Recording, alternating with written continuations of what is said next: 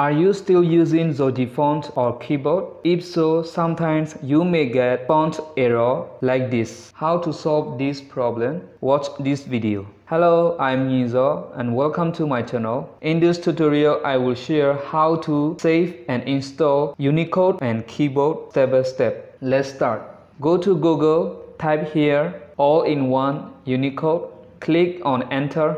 Scroll down a little bit, click on Pyidaungsu font and keyboard, click on save all-in-one zip file.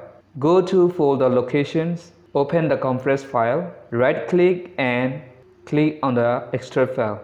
Right click and click on run as administrator.